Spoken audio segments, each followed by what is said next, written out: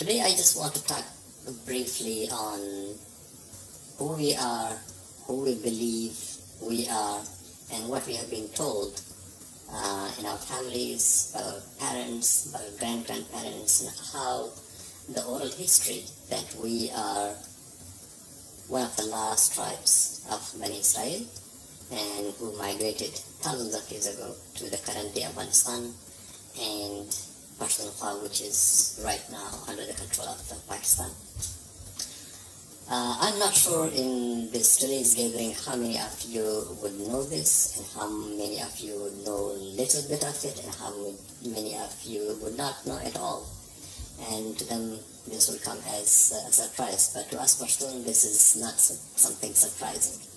We all know, we have known this for a long time. This is oral history that is being told to us in our families. And if you go to the Pashtun areas in Afghanistan and Pashtunkhwa, if you talk to our tribesmen, mainly our elderly people, and you ask them who they are, they will clearly tell you, we are Bani Israel. We are descendants of the Jews. We came from Israel and we got settled here. So this is something very common among Pashtuns. And as I said, mainly among the elderly generations. The new generation, yes, some of them are forgetting. It's because of a systematic campaign that has been going on by the Pakistani state system and through their education and also through the madrasa system now.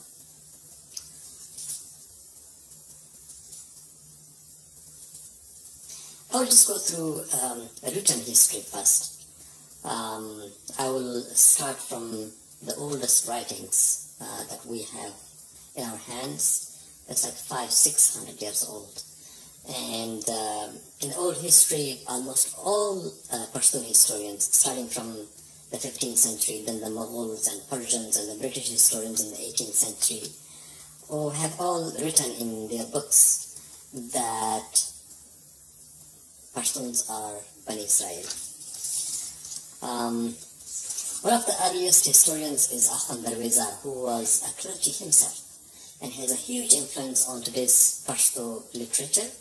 He wrote in 1603 that Pashtuns are Bani Israel in his book Tazkara-ul Abrar wa Ahrar. Darweza writes, quote, "Afghans are the descendants of Mehtar Yaqub, and they are known as Israelis. King Talut or Saul was a notable Israeli leader, and Pashtuns are the descendants of one of the two sons of Saul. The mountains where Pashtuns settled in today's Pashtunkhwa is called Suleiman Mountain." Namatullah Harawi is another Pashtun historian who corroborates Ahmad Darweza.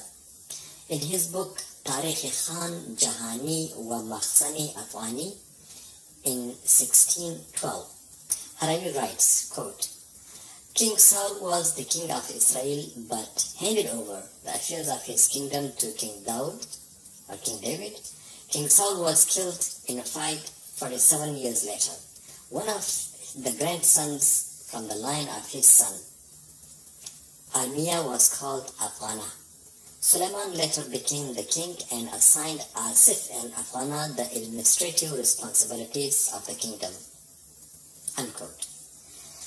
And then another paragraph he writes, quote, "The Afghana branch of the family got really big in the areas of today's Syria. Israelis went through very hard times under Bakhtasar, also known as Nebuchadnezzar, who killed 12,000 notable Israelis. The remaining population from Israel is large number moved to today's Ghor, Ghazni, Kabul, Firuzkoh, and around the areas in Kandahar in today's Afghanistan. These are the areas where the children of Afghana got settled." Unquote. I'm quite sure you have heard the rest of the stories of Qais who traveled from today's Pashtunkhwa, Afghanistan to Makkah when Muhammad claimed prophethood and he accepted Islam and converted to Islam and later most of the tribes also converted to Islam. These are some of the books from the 15th century written by our own historians. All the early Pashtun historians are of the same view on the origin of Pashtuns. Other great Pashtun historians after the 15th century writers who support this line of Pashtun origin are people like Afzal Khan Khatak, Hafiz Rahmat Khan, Zardat Khan, and Qazi Ataullah Khan. These are very famous Pashtun and writers, and very respected writers. The number of British historians in 18th and 19th century is not short, who lived among Pashtuns, traveled through Afghanistan, lived in India, knew India very well, and read the history of the region. They're also convinced of the Jewish ancestry of Pashtuns. British historian and scholar of ancient India, William Jones, who lived from 1746 to 1794, was the first Western historian who wrote that he was of the belief that Pashtuns are of Jewish origin. Jones writes, quote, "We Northern Israeli tribes, after a lot of distress, moved out to a place named Arsiat at the time and got settled there. We now know that most reliable Persian history books and also Pashtun themselves say that Pashtuns are the descendants of Jews, and it is said that the names of the Pashtun tribes also resembled the Jewish tribes. After their conversion to Islam, though they have tried hard to cover their Jewish identity, but I have seen a dictionary in which Pashtun language resembles Chaldean language," unquote. Alexander Burns was another great British scholar who was later killed in Kabul in 1741 when in uprising in Afghanistan, when people rose against the then British power who were controlling Kabul. Burns calls Pashtuns Bani Israel. Burns was living in the house with the king of the time, King Dost Muhammad Khan in Kabul, and his brother Muhammad Khan.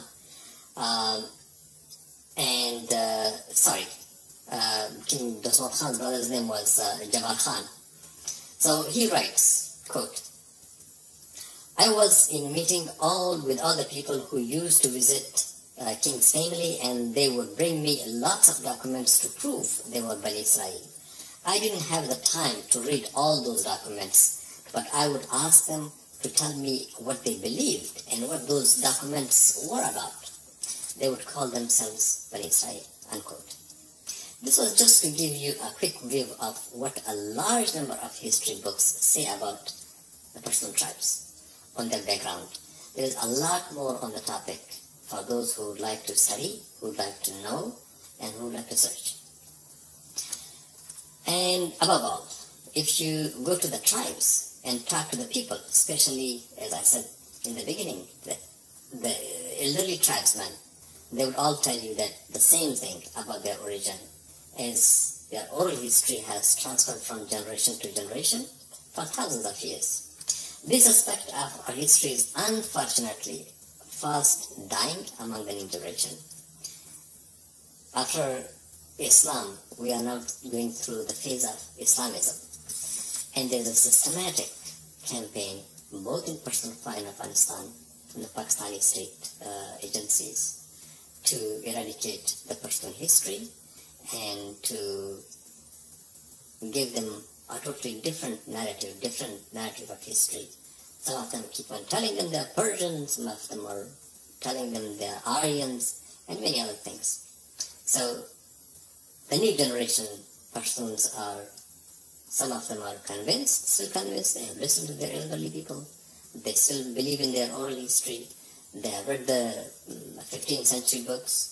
Those who have gone to the Pakistani school system or have gone to madrasa, they're thinking otherwise. After more than 3 decades of war in Afghanistan and the Islamist onslaught in Pashtunkhwa, Pashtuns now live in really dire situation. So they're losing track of their history and their identity. Pashtun therefore need help of their brothers in Israel and the rest of the world. The rest of the Jews in the world. And this help could be in any form, in any shape. They can rekindle their original identity. We know the state of Israel exists in a very hostile environment, and it's surrounded by hundreds of millions of people who would like it wiped out of the map of this world. Pashtun tribesmen are 40 million in number. Just keep in mind, 40 million. And a strong brotherly relations between the two sides will not only benefit Pashtuns, but will also benefit the state of Israel and the Jewish community around the world. So I know this is not an easy task, but it's not impossible either. The Jewish people, against all the odds, after thousands of years, got back to the sacred land.